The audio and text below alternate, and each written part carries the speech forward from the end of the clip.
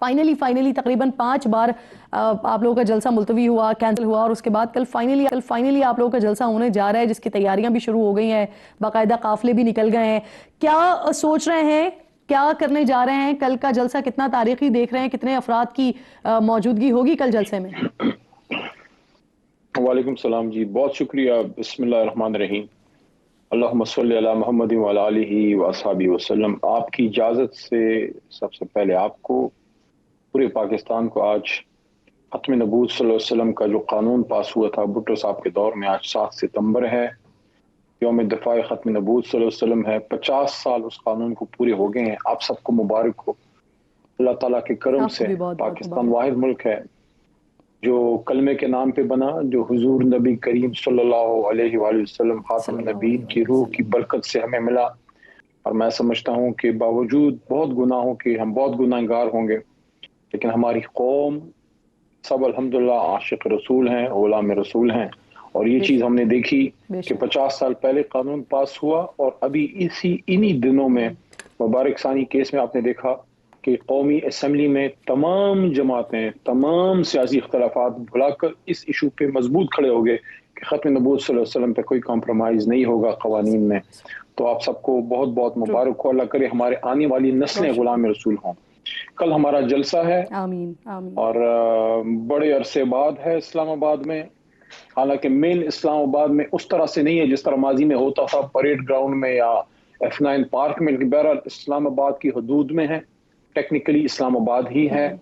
اور میں آج خود گیا تھا، کل ہماری اور بھی لیڈرشپ گئی تھی، آج بھی ابھی بھی وہاں موجود ہیں. میں نے خود جلسے گاہ کا جائزہ لیا ہے. پہلے میرے تھوڑے سے خدشات تھے کیونکہ میں نے جگہ نہیں دیکھی تھی. حالانکہ ڈپٹی کمشنر صاحب سے جب ہم اجازت لے رہے تھے تو شعیب شاہین صاحب کے ساتھ میں گیا تھا. میں تھا، شعیب صاحب تھے، ہمارے نوجوان رہنما، بہت تگڑے ہمارے وکیل نعیم حیدر پنجوتا صاحب، اور ساتھ میں سینئر ہمارے وکیل اور دوست اور MNA عمیر نیازی صاحب. ہم سب گئے تھے، ہم نے اجازت وہاں سے لی. آج جب میں نے اسپاٹ چیک کیا ہے تو میں سب کو کہنا چاہتا ہوں کہ بہت اچھا اسپاٹ ہے، اور اسلام آباد سے بھی ویل کنیکٹڈ ہے، موٹر وے سے بھی نزدیک ہے، اور GT روڈ سے بھی اگر کوئی آنا چاہے. روڈ پلان ہم دے چکے ہیں. پرامن جلسہ ہے، بڑے عرصے بعد ہے، تمام فیملیز کو آنا چاہیے. کوئی ایشو نہیں، NOC موجود ہے، کوئی مسئلہ نہیں ہے. کل اس وقت جب میں اس وقت آپ سے بات کر رہا ہوں، کل اس وقت انشاءاللہ ایک کامیاب جلسہ کر کے لوگ اپنے گھروں کو جا رہے ہوں گے انشاءاللہ. اللہ کرے پرامن ہو. جہاں تک تعداد کی آپ نے بات کی ہے تو کرن صاحبہ، میں تو بہت زیادہ ایکسپیکٹ کر رہا ہوں. اس کی وجہ یہ ہے کہ لوگوں میں بہت زیادہ ایک پیاس ہے، ایک بہت بڑی ایکٹیویٹی. کیونکہ 8 فروری کا جو الیکشن ہوا تو خیبر پختونخوا میں نسبتاً زیادہ پولیٹیکل ایکٹیویٹی ہوئی. کچھ کارنر میٹنگز ہمیں کرنے کے مواقع ملے. جیسے میں نے اپنی کمپین 14 دن صرف کی تھی، لیکن موقع تھوڑا بہت مل گیا تھا APK میں. لیکن اٹک کے اس پار تو ایسا لگتا ہے جیسے کہ پتہ نہیں سورج جو ہے وہ 2 نیچے اتر آیا تھا، اور آج تک ویسی صورتحال ہے. اٹک کے اس پار کوئی بڑی گیدرنگ ابھی تک نہیں ہوئی، پچھلا 1 سال سے زیادہ، اور الیکشن کے بعد بھی کچھ نہیں ہوا. تو یہ پہلی بڑی ایکٹیویٹی ہے.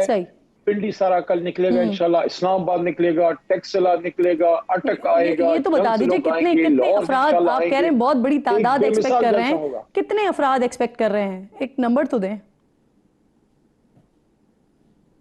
دیکھیں، آپ کو میرا پتہ ہے، میں کبھی نہ ڈیٹے دیتا ہوں، میں نہ کبھی نمبر دیتا ہوں، نہ میں قرعہ فعال نکالتا ہوں، نہ میں پیشن گوئی کرتا ہوں. میں پریکٹیکل آدمی ہوں اور فیکٹس پہ بات کرتا ہوں، لاجیکل ڈسکشن کرتا ہوں. مجھے جو لگا ہے وہ یہ ہے کہ لوگوں میں بہت زیادہ تڑپ ہے. شاید لیڈرشپ سے زیادہ ورکر میں اور کارکنان میں تڑپ ہے کہ خان کی کال پہ کل یہ نکلیں گے، اور آپ دیکھیں گے انشاءاللہ ایک بہت تاریخی اجتماع ہوگا. حالانکہ حکومت کوشش کر رہی ہے کہ مختلف کنٹینر رکھے جا رہے ہیں، روڈ بلاکنگ کرنے کی کوشش کی جا رہی ہے، لیکن عوام کے سمندر کے سامنے کنٹینر جو ہے وہ ماچس کی ڈبیا سے زیادہ حیثیت نہیں رکھتا. صحیح. میں اسی لیے آپ سے پوچھ رہی تھی کہ وہ کتنی بڑی تعداد میں یہ سمندر آ رہا ہے. تو کیا یہ کنٹینرز جو روکنے کی کوشش آپ کے مطابق کی جا رہی ہے، رکھے جا رہے ہیں، تو کیا ان کو ہٹانے کے لیے بھی کرینز وغیرہ بھی ساتھ لے کر آ رہے ہیں کیا؟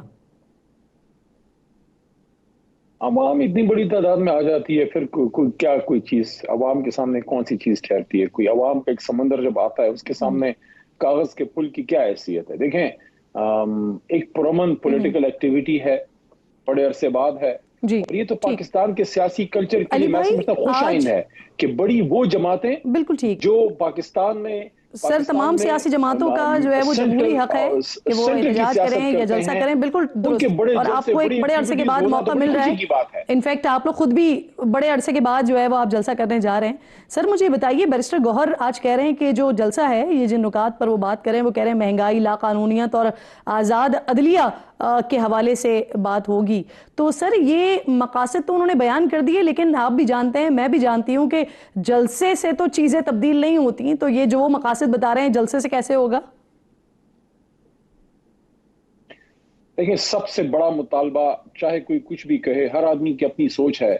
میں سمجھتا ہوں کہ کل پوری قوم سب سے بڑی چیز جس کے لیے نکلے گی وہ ہے عمران خان صاحب کی رہائی کے لیے۔ عمران خان کو ہمیں واپس کرو، اس قوم کے لیڈر کو واپس کرو، وہ قوم کی امانت ہے، اس کو قوم کو لیڈ کرنے دو، اسے اس کا مینڈیٹ واپس کرو تاکہ قوم کو اس دلدل سے نکال سکے، اور ساتھ ساتھ حقیقی آزادی۔ ٹھیک اور حقیقی آزادی کیسے ملے گی؟ لوگ پوچھتے ہیں حقیقی آزادی، حقیقی آزادی ملے گی آئین اور قانون کی حکمرانی سے، اور یہاں پہ آزاد عدلیہ کا کنسپٹ آتا ہے کہ عمران خان صاحب نے پرسوں، میں تھا ان کے ساتھ اڈیالہ میں، جی 4-5 گھنٹے اکٹھے تھا، اور اس میں انہوں نے یہ بات کی کہ تمام ادارے اب اتنے کولیپس کر گئے ہیں کہ عام پاکستانی اب صرف عدلیہ کی طرف، اعلیٰ عدلیہ کی طرف دیکھتا ہے۔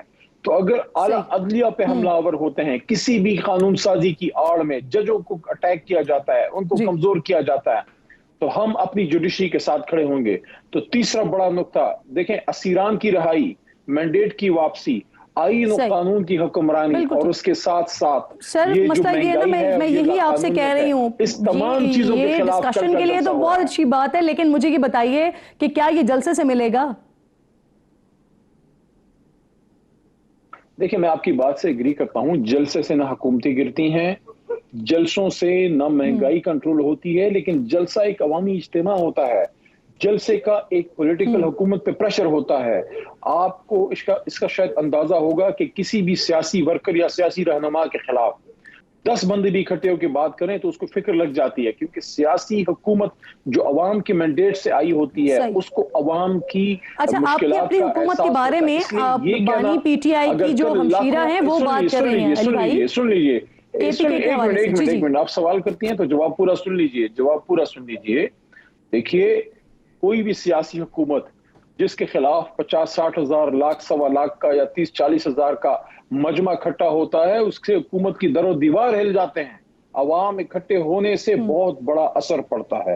آپ کے عوام جب کل ادھر اکٹھے ہوں گے، آپ دیکھیں گے اس کا اثر دیکھیں گے، کیونکہ ایک ثوابی میں ہم نے جلسے کیا ہے، اور ثوابی کے جلسے کے ٹھیک۔ بعد ہم جیسی جلسے کا نام لیتے ہیں، ایوان میں یہی اقتدار آپ میں سے لوگوں کی پوچھنا چاہ نیندیں اڑ رہی ہوں جاتی کہ ہیں۔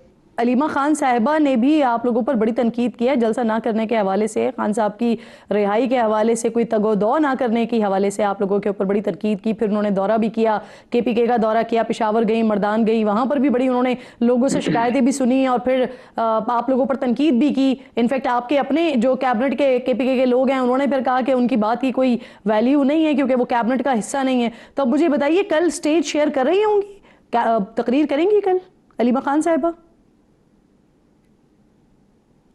پہلی بات تو یہ ہے، میں ان کی کسی بات پہ کمنٹ نہیں کروں گا، کیونکہ خان صاحب کی وجہ سے وہ بہت قابل احترام ہیں، اور ان کو تو میں روز جیل میں دیکھتا ہوں، پہلے سے بھی بڑی بہن یا ماں کی طرح ہم ان کو دیکھتے تھے، لیکن جس طرح انہوں نے اپنے بھائی کے لیے جیل میں سٹینڈ تو آپ لیا، دیکھتے ہیں، سٹیج پر ان دیکھیں کا گے خان کل صاحب کی پالیٹکس، ہم دیکھیں گے ان کو، تقریر سنیں گے ان کی۔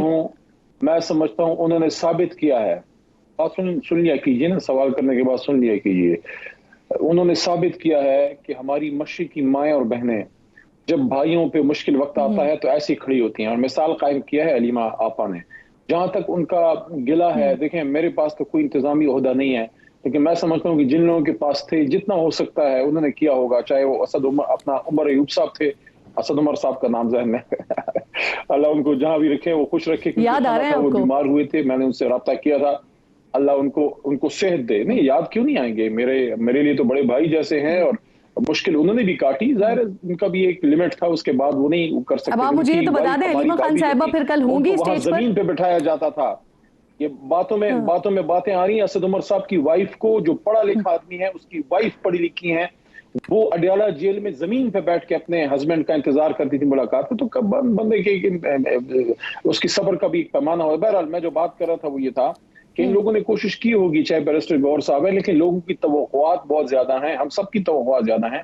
हमने उनको सपोर्ट किया है, क्योंकि मैं उन लोगों में से नहीं हूँ जो अपनी जिसके पास ओहदा हो और आप उस पर क्रिटिसिज्म शुरू कर दें। मैं समझता हूँ कि खान साहब ने ओहदा दिया है, जितना हो सके हम उनको सपोर्ट करेंगे। देखिए अली भाई, मैं जब आपको इंटरप्ट करती हूँ ना, फिर आप शिकवा करते हैं कि सवाल करती हैं तो बात पूरी सुन लिया करें, लेकिन आप मेरे सवाल का जवाब ही नहीं देते हैं। अलीमा आपा आएंगी स्टेज पे, क्योंकि मैं उसी का आपको अर्ज कर रहा हूँ। अलीमा आपा कभी भी उनके पॉलिटिकल एस्पिरेशंस नहीं रहे। मेरा नहीं ख्याल वो स्टेज पे आएंगी, लेकिन अगर वो आती हैं हमें बड़ी खुशी होगी। अगर वो स्टेज शेयर करती हैं, उन्होंने एक स्टैंड लिया है अपने भाई के साथ, लेकिन देखते हैं कल वो आती हैं। अगर आती हैं हम सब उनको खुशामदीद कहेंगे, लेकिन मेरा नहीं ख्याल वो स्टेज पे आएंगी, क्योंकि उनको कोई सियासी आपको लगता है कि नहीं आएंगी वो स्टेज पे। ठीक, अच्छा मुझे